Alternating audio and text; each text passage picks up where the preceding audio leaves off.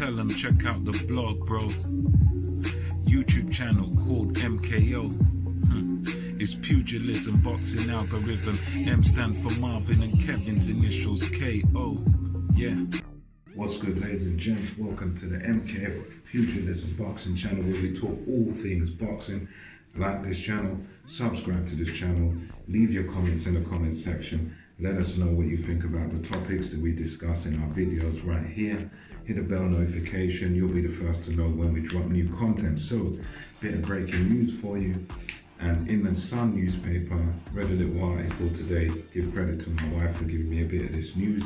Basically, we've got Amir, who said that in 2021, next year, he's going to finally shut Kell Brook up. He's going to finally shut Kell Brook up for good. He said he's finally going to give Kell Brook the fight. And if any of you guys know about this rivalry, it's been going on for a long time, for years and years and years. In the amateurs, I think they sparred together. Khan claims he got the better of it, that he boxed Kell Brook all over the ring. Kell Brook claims that, Khan knows what happened. He got the better of the sparring session. Both men have their story. Both were decent amateurs. Khan had the better pedigree as an amateur, won the Olympic silver medal. I think it was back in 2004. I think that was England's only medal. So he had a stellar amateur career. And as a pro, he's done good things, won world titles. I think at lightweight, also 140 pounds, light welter, also done well at welterweight. Devon Alexander, Marcus Maidana. He's got several names on his resume. He's been definitely a star in British boxing. I'd say as far as name value goes, Khan's name is definitely bigger. It definitely rings more bells. Whereas Kell Brook, he's come up a little bit more under the radar. Still a highly touted prospect. Went over to America, done big things over there. Beat Sean Porter. Got that decision over there in America. Both guys have been very good in their careers. Both guys are good fighters, but at this point in both their careers, they're at the end of their careers, to be honest with you. Both of them took similar risks in jumping up in weight. Khan went up to fight Canelo, got sparked out. Brook went up to middle to fight Triple G. That fight took a lot out of him, and done the eye socket and everything. So both guys right now, they're at the end of their respective careers. Both have made a lot of money. I think Kell Brook, when he got beaten by Terence Crawford, he made at least 2 million or so. Khan's, making millions as well. I think his last fight was Billy Dib in like Saudi Arabia, so basically both guys at the end of their careers, both guys, there's not really much more they can do with their careers. I think this is a fight that at the moment I'm not too keen on it. I think it's a fight that's, in my opinion, is definitely several years too late. But I think at this point in their careers, although it's several years too late, I believe it might still be an entertaining fight, because both guys are, they're at the end of their careers. I think it's one of them where it might be actually exciting. Both guys will probably let their hands go and, make a fight of it. But one thing I will say is that, in my view, I'm not 100% convinced that Amir Khan is going to be true to his word.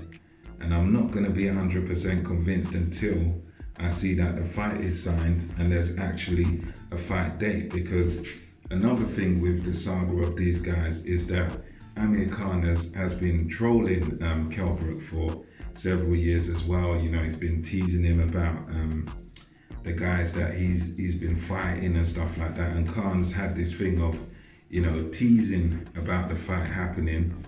And then when it comes, down to it, it's like, nah, Kell Brook's fighting rubbish guys. I don't need Kell Brook. And, Khan has always sort of snubbed this fight. It's quite similar to the rivalry of Ricky Hatton and Junior Witter, who, ironically, Junior Witter was at the Ingle Gym where Kell Brook trains as well. So, I find it to be one of them rivalries where it's like Khan is the name with the high profile, and he kind of looks down on Kell Brook a bit. Kell Brook, several years ago was up for the fight. I think Kell Brook's sort of always been up for the fight, but Khan has been the one that's kind of been snubbing it, saying, I don't really need this guy. And, he's been sort of seeing Kell Brook as beneath and quite dismissive, and he seems to troll him quite a lot. Even before his fight with Terence Crawford, Khan was saying, oh yeah, I hope Kell Brook wins, I hope. And it's all just a bit of a troll, a bit of mind games that he normally plays. So with this fight, I think there's also that possibility that Khan might just be saying this just as a thing to, bring a bit of attention, just to kind of tease Kell Brook a little bit. But I think as far as Kell Brook is concerned, Kell Brook is going to be up for the fight. I think both guys are quite gutsy. Amir Khan, many people say he's chinny. I think, yeah, he is a bit chinny, but at the same time, he's a tough guy. He's taken a lot of punishment in his career. He's a tough guy. So, I don't think he's got any fear of Kell Brook, but I think one thing he has got is a fear of losing to Kell Brook. And I think that's where, that's why we haven't had this fight yet, because I think Khan is a brave guy. He's not scared of no one really, but I think his big fear is losing to someone like Kell Brook. I think he kind of fears that, and he doesn't want that to happen. And I think that's why we've not seen this fight as yet, because it's like he's got that high profile, and he can't stand the idea, in my opinion at least, of losing to someone like Kell Brook. He sees Brook as beneath him, and he's like, I can't lose to this guy. And I think this is a fight where, I think Khan's definitely, with Brook coming off the knockout loss to Terence Crawford, I think Khan probably at this point, if he is genuine, if he is serious about this fight, it's probably because of, he's seen him get knocked out recently in his last fight. He's seen there's, a bit of slippage or something he can exploit in Kell Brook. So he's like, right, let's up for it. Let's have it now. So, in my view, it's a fight that I'm not gonna 100% believe it until I see it signed, until I hear a proper announcement. But for now, this is, coming from Amir Khan's mouth to the Sun newspaper. He claims he's ready to shut Kell Brook up, to beat him once and for all, and to sort of prove that he is the better fighter out of the two of them. And he claims this is going to happen in 2021. Whether or not that becomes a reality is going to be up to both fighters. If Kell Brook wants it and Amir Khan wants it, then I believe it will happen. But if it's just Amir Khan that wants it and not Kell Brook, then it won't happen. If it's just Kell Brook that wants it and Amir Khan's not that interested, if he's just trolling, then it's not going to happen. But, provided both men want it, I think it will happen.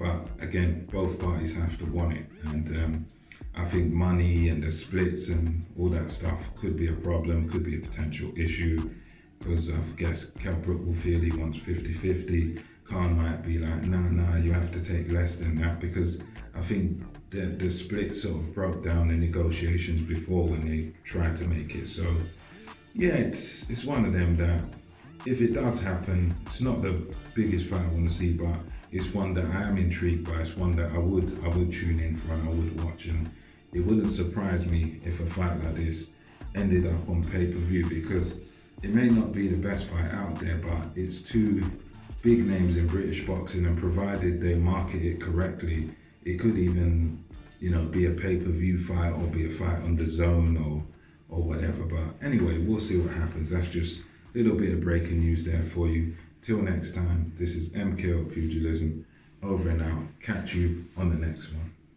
And of course, let me know your thoughts.